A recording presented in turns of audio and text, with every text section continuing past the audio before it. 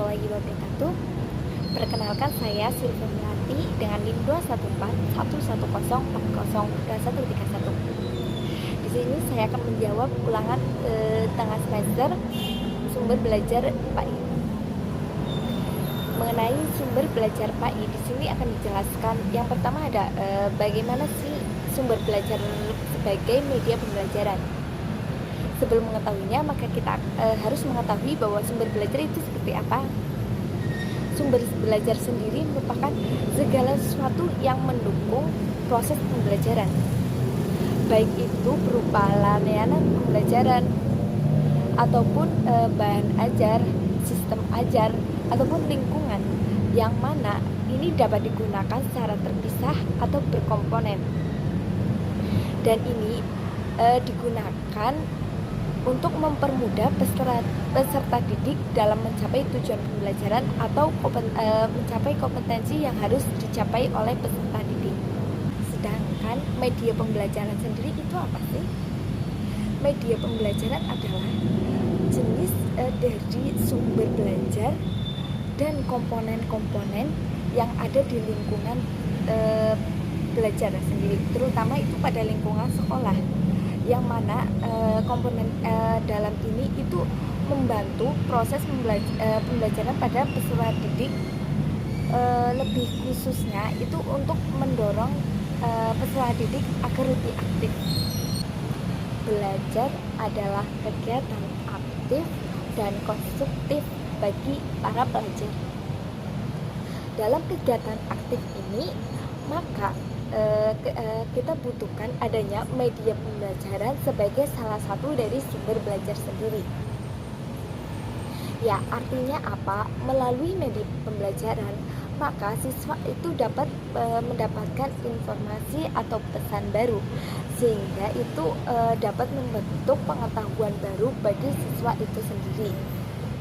Dalam batasan waktu tertentu, media pembelajaran dapat menggantikan guru dalam memberikan pembelajaran pada siswa.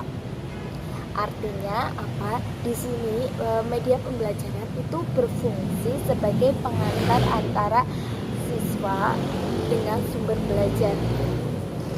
Sebagai contoh ya, media pembelajaran di masa teknologi sekarang itu dengan adanya handphone, yaitu adanya aplikasi-aplikasi dalam gadget ya, seperti aplikasi Ruang Guru nih. Pasti kalian sering dengar nih, aplikasi Ruang Guru itu sebagai media kita untuk menambah pengetahuan kita, untuk belajar kita di masa pandemi terutama ya. Apalagi buat adik-adik sekalian yang mana pernah berjuang untuk bisa masuk ke kampus ya, pasti kalian itu menambah waktu belajar kalian dengan mengikuti les. Namun pada pandemi kemarin kan kita nggak bisa kegiatan tuh ya, kita nggak bisa kegiatan secara tatap muka, jadi kita butuh adanya tempat les yang mana kita bisa mendengarkan gurunya, namun dengan guru itu di lain tempat gitu. Jadi kita hanya butuh aplikasi untuk bisa mendengarkan pembelajaran dari guru. Nah, di situ media pembelajaran itu sebagai salah satu sumber belajar. Sebagai contoh lain, sumber belajar ini kan identik tuh ya, yang namanya buku. Nah, di sini di masa pandemi kan kita nggak bisa nih ya ke perpus setiap saat kan, karena ya salah satu larangan kita untuk kegiatan di luar gitu. Jadi bisa diakali nih dengan adanya perpustakaan digital. Nah, perpustakaan digital sendiri kan artinya di sini kan kita dapat membaca buku sebagai sumber belajar, dan perpustakaan digital itu sebagai media dalam pembelajaran itu sendiri. Nah, kan bisa kita simpulkan bahwa di sini media pembelajaran itu meskipun media pembelajaran dan sumber belajar itu seringkali disebut sama ya, meskipun sama ya, tapi di sini perlu kita ketahui bahwa media pembelajaran merupakan salah satu jenis dari sumber belajar. Jadi media pembelajaran merupakan sumber belajar, tapi sumber belajar belum tentu merupakan dari media pembelajaran. Karena apa? Dari sumber belajar sendiri itu bisa terdiri dari media pembelajaran, bahan ajar, teknik, orang, ataupun lingkungan.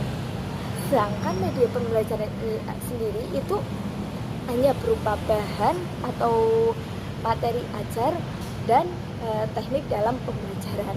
Begitu teman-teman. Ya, mengenai bentuk dari sumber belajar, pasti kalian bertanya, seperti apakah sih sumber belajar itu?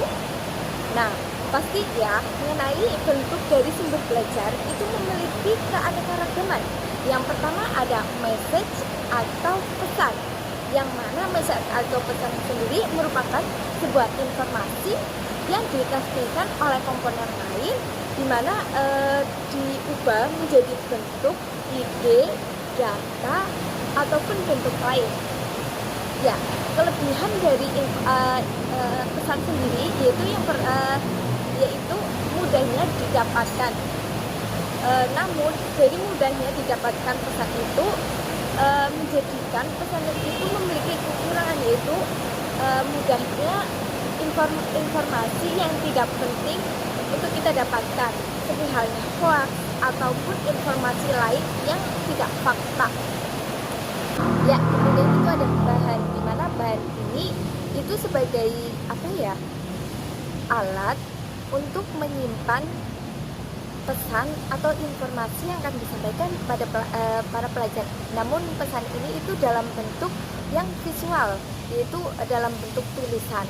Nah, contohnya apa? Seperti PPT. Nah, PPT, video pembelajaran, ataupun buku elektronik, ya seperti itu. Kemudian ada alat, di mana alat ini itu sebagai alat keras yang mana digunakan untuk menyimpan dari bahan atau material tadi yang berisi tentang informasi yang akan disampaikan kepada peserta didik. Ya, sebagai contoh ya, itu ada alat proyektor, ada handphone, ataupun ada alat digital lainnya yang mana kita bisa gunakan untuk membuka file-file dari bahan ajar. Ya, kelebihannya apa? Yaitu mudahnya digunakan ya. Seperti halnya buku, contohnya aja. Ketika kita dalam bentuk hard file buku ya, itu kan kita harus membawanya tuh ya, berat kemana-mana ya. Tapi untuk mempermudah itu, maka kita menggunakan gadget berupa file dari buku itu. Jadi akan memudahkan siswa untuk membawanya kemana-mana dan memudahkan siswa untuk membacanya walaupun di tempat manapun, seperti itu. Ya, kelemahannya apa? Yang pertama itu harus membutuhkan yang namanya internet ya. Nah, apalagi internet tidak semua daerah itu memiliki saluran internet yang baik ya. Yang kemudian itu kelemahannya yaitu dengan kurangnya ketersediaan alat seperti proyektor ataupun gadget ya, seperti itu. Ya, kemudian ada sumber belajar berupa orang atau people, di mana orang ini itu sebagai penyimpan, pengolah, atau penyaji pesan. Ya, dari people ini itu memiliki kelebihan, yaitu kita dapat berinteraksi langsung dengan sumber belajar. Maksudnya apa? Dengan berinteraksi dengan sumber belajar, kita itu bisa tahu loh tentang psikolog dari peserta didik itu sendiri. Ya, tapi kekurangannya itu dengan kekurangan dari people itu sendiri, yaitu tidak semuanya seorang pendidik atau penyaji dari sumber belajar itu memiliki tingkatan profesional yang sama. Ya, kemudian ada teknik, di mana teknik ini itu sebagai acuan atau metode kita untuk pembelajaran. Contoh saja dari teknik itu kita bisa menggunakan teknik bahan ajar berupa diskusi, tanya jawab, ataupun seperti ceramah ya. Tergantung dengan metode apa yang akan kita butuhkan. Ya, kekurangannya yaitu contoh saja pada ceramah ya. Ceramah itu kan kebanyakan ini yang berinteraksi itu kan seorang pendidiknya, jadi kurangnya interaksi dengan peserta didik. Kemudian kelebihannya apa, yaitu peserta didik jadi lebih mendapatkan informasi yang lebih, dimana dalam ceramah ini itu disampaikan langsung oleh guru sebagai sumber dari belajar ini. Ya, yang kemudian ada diskusi metode tanya jawab, dimana dalam tanya jawab ini itu yang pertama kelebihannya apa, pelajar itu lebih interaktif dalam melakukan pembelajaran. Namun kekurangannya apa, tidak semua pelajar itu memahami mengenai pelajaran yang akan disampaikan seperti itu. Ya, kemudian ada lingkungan, di mana lingkungan ini itu bisa lingkungan alam, lingkungan sosial maupun lingkungan buatan. Lingkungan ini itu di mana menjadi latar dari berjalannya pembelajaran itu, bisa dalam lingkungan laboratorium, ruang kelas, ataupun ruang-ruang terbuka lainnya, tertutup ataupun ruang-ruang terbuka lainnya yang dapat kita gunakan untuk pembelajaran. Ya, tadi kan sudah dijelaskan mengenai bentuk-bentuk dari sumber belajar. Lah, bentuk sumber belajar seperti apakah yang baik ya? Ya, bentuk sumber belajar yang baik seperti memiliki kriteria, yaitu pertama itu ekonomis, yang kedua itu praktis atau simple, yang ketiga itu mudah didapatkan, yang keempat itu bersifat fleksibel. Ya, kemudian ada kriteria sumber belajar berdasarkan tujuan. Yang pertama itu ada sumber belajar yang bertujuan untuk memotivasi siswa, di mana sumber belajar ini itu dapat memotivasi siswa sehingga motivasi siswa untuk belajar itu menjadi lebih tinggi ya. Namun kurangnya apa, dalam ini itu hanya berpacu pada motivasi, bukan pada bagaimana proses dari pembelajaran itu sendiri. Yang kedua itu ada sumber belajar untuk tujuan pembelajaran ya. Sumber belajar untuk tujuan pembelajaran ini sebenarnya itu memiliki kelebihan, yaitu dengan adanya memudahkan kita untuk mengaplikasikan dari tujuan pembelajaran. Namun kelemahannya apa? Ini hanya untuk tujuan pembelajaran, namun kurangnya motivasi dalam pembelajaran itu sendiri. Kemudian ada sumber belajar sebagai penelitian atau observasi. Ya, sumber belajar ini biasanya digunakan untuk penelitian suatu data ataupun suatu fakta yang ada di lingkungan kita. Kemudian ada sumber belajar untuk memecahkan masalah. Ya, di sini sumber belajar ini dibuat atau dirancang untuk memudahkan suatu siswa dalam memecahkan suatu persoalan. Seperti kita ketahui tadi bahwa sumber belajar itu kan lingkupnya sangat luas ya, apalagi dalam lingkup di sekitar kita pasti banyak nih sumber belajar yang ada nih. Terus bagaimana sih cara kita menentukan sumber belajar yang tepat?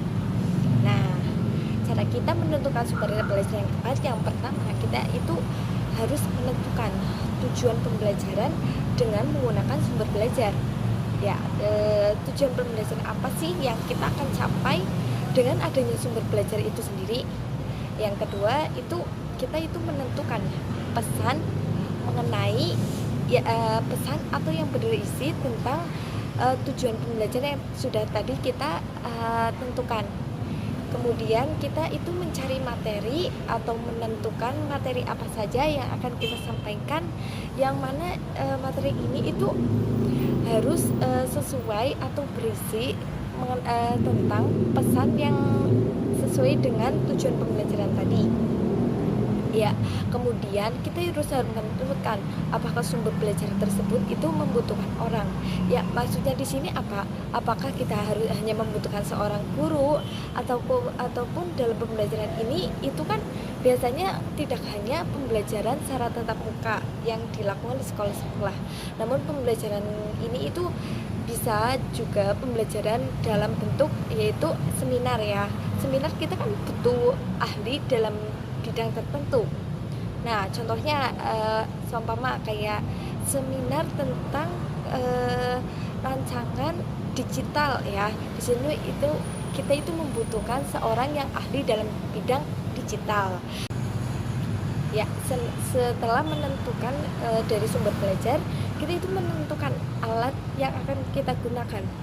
Sebagai contoh ya, kita kan sudah menentukan nih sumber belajar kita nih, dan bahan ajar sudah ada nih. Apakah kita itu membutuhkan membutuhkan buku pegangan untuk siswa? Ya, maka itu apakah kita butuh alat untuk bisa memfotokopi dari bahan ajar yang telah kita tentukan tadi. Kemudian kita itu menentukan teknik atau cara gimana sih metode dalam pembelajaran itu. Nah, apakah itu berupa ceramah atau tidak? Kemudian kita itu menentukan latar setting atau lingkungan yang kita gunakan untuk pembelajaran. Ya, setelah kita menentukan apakah itu kegiatan tersebut dilakukan di dalam ruang kelas ataupun di luar kelas atau indoor. Setelah itu kita itu menggunakan semua sumber belajar yang telah kita tentukan ya, secara efektif dan efisien. Nah, langkah terakhir kita itu melakukan evaluasi atau penilaian apakah sumber belajar yang kita pilih tepat atau tidak. Nah, kegiatan yang di atas itu kita bisa tentukan dengan adanya uji coba pembelajaran menggunakan media sumber belajar yang sekiranya telah kita tentukan. Apakah dengan menggunakan sumber belajar yang telah kita tentukan itu sudah berjalan secara efektif dan efisien, sehingga kita itu tidak membutuhkan sumber belajar yang lain, ataukah adanya perlu evaluasi dari uji coba yang telah kita lakukan dengan menambah ataupun mengubah sumber belajar yang telah kita pilih. Apabila ada kesalahan dalam penyampaian, pengucapan, ataupun pencarian dalam referensi jawaban dari saya mohon maaf sebesar-besarnya. Kurang lebihnya, wassalamualaikum warahmatullahi wabarakatuh. Terima kasih sudah menonton.